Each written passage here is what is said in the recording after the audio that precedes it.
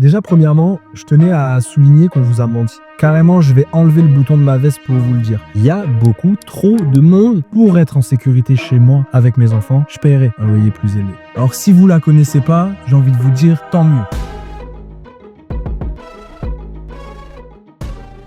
Déjà, premièrement, je tenais à souligner qu'on vous a menti. La Suisse, c'est pas un pays horriblement plus cher. C'est un calcul qui est simple. Quel est le salaire net moyen par rapport au coût de la vie en Suisse et quel est le salaire net moyen en France par rapport au coût de la vie? Et ça, vous le voyez juste à Genève, les loyers, ils sont beaucoup trop chers. Et sur les Champs-Élysées, c'est pas cher les loyers non plus. Donc, contrairement à ce que tout le monde pense, le loyer, c'est pas la plus grosse problématique. Mais donc, est-ce qu'il y a que Genève? Est-ce que vous êtes obligé d'habiter sur les Champs-Élysées? Non? En Suisse, c'est pareil. Et donc, si vous partez un petit peu plus loin, vous allez avoir des loyers qui sont plus abordables. Quand on entend des loyers à 1700, 1800 francs pour un T2 par exemple, ça peut nous paraître énorme. Mais faut pas oublier ce que je vous disais juste avant. A contrario, le salaire, lui, est 57% plus élevé. J'ai pas l'impression que le montant de leur loyer est 57% plus élevé qu'un montant de loyer français. Je vais vous montrer une carte juste ici encore une fois. Quand on quitte l'arc lémanique, là, Genève, Vaud, pour Jura, Neuchâtel, les prix du loyer moyen chutent drastiquement. L'argent peut se gagner à Genève, dans des grandes villes, mais peut s'économiser ailleurs aussi. C'est pas parce que vous travaillez à Genève, vous êtes obligé de vivre à Genève. Parce que pour moi, aujourd'hui, quand on décide de devenir frontalier, alors c'est pas le cas pour tout le monde, mais le but final, c'est de devenir résident. Le problème, c'est le facteur X, ce qu'on appelle les charges cachées. Le monstre de la LAMAL, pour ceux qui connaissent, l'assurance maladie. C'est un coût dit invisible pour le résident. C'est l'équivalent d'un deuxième loyer qui n'est pas une charge, mais on pourrait le comparer à un impôt privé. C'est-à-dire que pour ceux qui le savent pas, en Suisse, on a un système social, entre guillemets, du moins un système médical qui est très différent. Vous allez devoir choisir une assurance maladie qui va avoir un certain coût. On parle d'une moyenne de 390, 450 francs en fonction des problèmes que vous avez pu rencontrer par personne au sein de votre foyer. Et ça, par contre, c'est une charge énorme. Si on dit une bêtise, vous êtes 4, vous avez 4 assurances maladie à 400 francs mensuels. Le calcul, il est vite fait. On parle de 1600 francs mensuels. Peut-être même plus cher que votre loyer. Et ça, c'est réellement quelque chose à prendre en compte. Il est là, le coût de la vie. Chaque canton a une règle fiscale différente. C'est pas vraiment la même chose d'un canton à un autre. Il peut y avoir plein de choses qui changent, notamment les taxations sur les poubelles qui existent dans certains cantons ici en Suisse. Oui, vous allez devoir payer vos sacs poubelles et limiter vos ordures. Il y a d'autres cantons où vous allez devoir payer une certaine somme pour les pompiers, par exemple. Tout ça, c'est un système qui est bien rodé. C'est une démocratie, une réelle démocratie. Et ça, on en parlera dans la prochaine vidéo. Donc, je vous invite vraiment à vous abonner, à activer la cloche pour ne rien rater. Il va falloir que vous compreniez le système suisse. C'est obligatoire car il est très différent du système qu'on peut connaître en France. Les lois sont pas les mêmes d'un canton à un autre. Il y a des choses qui peuvent changer. Il va falloir énormément se renseigner avant de se lancer dans un projet tel quel. Et donc, je vous invite clairement à prendre rendez-vous avec mes équipes pour faire le point. Il y a d'autres assurances aussi qui vont être indispensables. Je pense par exemple au RC Ménage ou aux assurances ménage, vol, incendie, dégâts des eaux. C'est des assurances qui seront aussi indispensables. Donc, tout ça, ce sont des frais qui s'ajoutent. Il faut vraiment faire un calcul global avant de se lancer encore une fois. Et c'est pour ça que je fais cette vidéo sur le coût de la vie en Suisse. On a parlé de la Suisse. Quel était le coût de la vie? Est-ce que c'est beaucoup plus cher? Est-ce que c'est inenvisageable? Est-ce que ça peut être intéressant? Je vous en ai parlé. Je vous ai aussi donné mon avis. Pour moi, c'est un but ultime, finir par m'installer et vivre en Suisse, vivre dans ce pays qui m'a accueilli. C'est mon but à moi, mais c'est quelque chose de personnel. Tu payes ton loyer plus élevé, dans ton hall d'immeuble, ça sent bon. Il y a du chauffage, un petit canapé, une prise, et t'as pas peur de te faire voler ton courrier ou...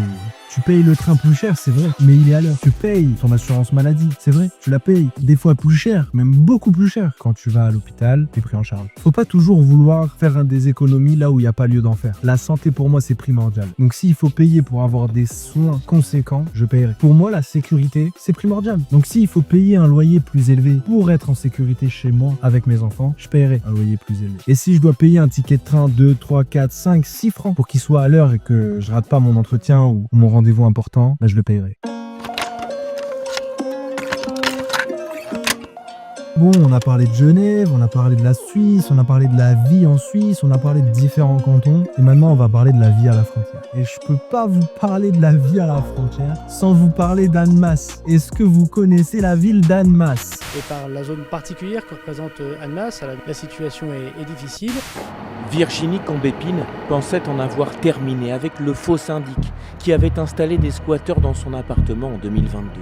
Mais après 80 000 € de travaux pour le refaire à neuf, les personnes responsables de ces tourments, pourtant condamnées, sont de retour dans la résidence. Elles sont non seulement présentes, elles font des menaces, on nous envoie des recommandés, on nous suit dans la rue, moi en ce qui me concerne dans tous les cas. On me change les clés de ma boîte aux lettres. Des caméras ont été installées dans l'immeuble. La serrure de la loge du gardien a été changée. Une fausse ordonnance de justice a même été éditée pour faire croire à une reprise en main de la résidence. Les suspects sont sans doute armés. L'objectif est de les neutraliser avant qu'ils n'aient le temps de réagir. Parce que parfois les missions s'accumulent, il y en a beaucoup, tout devient prioritaire, tout devient important et on a du mal parfois à s'y faire. Alors si vous la connaissez pas, j'ai envie de vous dire tant mieux. On parle d'une ville dortoir, une ville qui est habitée et fréquentée par tout un tas de personnes qui viennent de partout sauf d'Annemasse. Les trois quarts sont des personnes comme toi, des personnes comme moi, qui viennent d'ailleurs, de Paris, de Lyon, de Marseille, de Grenoble, de Toulouse, pour tenter leur chance en Suisse. Le résultat, c'est une ville dortoir qui est conçue pour parquer des gens à la frontière. Sauf qu'il y a une vraie problématique à soulever. C'est quand t'es pas chez toi, et vous nous connaissez nous les Français, en général on respecte pas grand chose. Et donc là forcément, comme Annemasse, c'est finalement la ville de personne, c'est en même temps la ville de tout le monde. Et donc ça, c'est jamais très bon. Je peux pas être sur la vidéo. Je peux pas être sur la vidéo. Insécurité, insalubrité, des tonnes et des tonnes de problèmes. Logement, marchand de sommeil, abus de biens sociaux. Vraiment, là, je cite des gros titres, je cite des grands noms, je sais qu'il y en a qui vont me détester, mais c'est une réalité. Tous ceux qui me diront que c'est faux, c'est qu'ils ont jamais vécu à Annemasse. Pas de crèche, pas de moyens de garde, pas de médecin non plus. Et tous ceux qui sont passés par la frontière, ou du moins qui ont vécu dans le 74, à Annemasse, ses alentours, Villagrand, Gaillard, Amby, là vous connaissez la galère de médecins, vous connaissez ce que c'est que de ne pas avoir de rendez-vous, vous savez ce que c'est que d'attendre des heures à l'hôpital privé, aux urgences du Châle, parce qu'il n'y a pas de médecin traitant, parce qu'il n'y a pas de médecin généraliste de disponible, parce qu'on n'a pas toutes ces solutions-là qui nous sont apportées. Est-ce que c'est pas mieux de payer plus cher, mais d'être soigné dans les temps? Parce que finalement, la santé, c'est ce qu'il y a de plus important. Mais toutes les situations que je viens de vous énumérer juste avant, c'est une réalité. Donc je pense que si vous êtes à la frontière aujourd'hui ou si vous regardez cette vidéo, c'est que vous avez qu'une envie. Partir pour peut-être ne plus revenir. Il va y avoir une chose qui sera obligatoire, c'est votre choix d'assurance maladie. Une fois que vous travaillez en Suisse, vous avez 3 mois pour faire ce choix. Soit vous allez rester assuré en France, donc vous allez payer la CMU pour pouvoir garder votre carte vitale, et ça à hauteur de vos revenus N-2, ou alors vous travaillez en Suisse et vous faites le choix de vous assurer directement à la malle du côté suisse. C'est aussi une possibilité, c'est à prendre en compte. Ça amène énormément de changements. Encore une fois, c'est pas un choix qu'il faut prendre à la légère. Côté français, lorsque vous allez souhaiter vous installer à la frontière suisse pour pouvoir y travailler, il va y avoir ce système d'assurance ou cette carte vitale qu'il faudra rémunérer, c'est quelque chose à prendre en compte. Il va y avoir une problématique autour du logement, où les loyers sont quand même beaucoup plus élevés, où vous allez tomber sur énormément de marchands de biens, de marchands de sommeil, sans compter les arnaques, toutes les personnes qui vont essayer de vous vendre ou vous louer un appartement à distance sans que cet appartement existe vraiment. Tout un tas de pièges que vous connaissez ici à la frontière suisse. Et si vous les connaissez pas, on est là pour faire en sorte que vous les évitiez. Si toi aussi tu as envie de t'installer en Suisse ou de venir vivre à la frontière, je t'invite à te rendre dans la description de cette vidéo et bénéficier d'un rendez-vous qui est totalement gratuit avec mes conseillers et mes consultants experts en expatriation qui seront en capacité de prendre les bonnes décisions avec toi. Pour revenir à ce qu'on disait, si demain vous êtes frontalier, la seule chose que vous aurez à prendre en compte finalement, c'est ça. D'ailleurs, je tiens à vous le dire, vous allez sûrement trouver des loyers à la frontière qui sont plus élevés que certains loyers en Suisse même, côté périphérie de Lausanne par exemple. La route, le trajet, les bouchons, c'est une réelle problématique, ça, vous n'allez pas passer à travers, tout le monde y passe, hein. C'est clair, net et précis, à part si vous avez travaillé de nuit ou que vous avez des horaires en décalé. Bon, je sais que je vais m'attirer les foudres de plus d'une personne sur les commentaires de cette vidéo, c'est pas quelque chose qui me touche ou qui me fait ni chaud ni froid, encore une fois, comme je vous dis, c'est que mon avis et c'est mon ressenti personnel. Donc oui, vous allez faire quelques économies, mais à quel coût? Est-ce que vous économisez tant que ça à continuer à vivre côté français? Oui, parce qu'en fonction du canton dans lequel vous travaillez, l'imposition, c'est pas la même. À Genève, vous êtes exonéré d'impôts si 90% de vos revenus viennent de Genève. Mais dans d'autres cantons, c'est pas le cas. Encore une fois, c'est des choses qui s'étudient. C'est des choses qui sont à prendre en compte, c'est des choix qu'il faut faire, c'est un positionnement qu'il faut avoir avant même de se lancer. Faut bien comprendre la Suisse. La Suisse fait partie de l'Europe, mais ne fait pas partie de l'Union européenne. Donc renseignez-vous et profitez des rendez-vous gratuits qu'on met à votre disposition.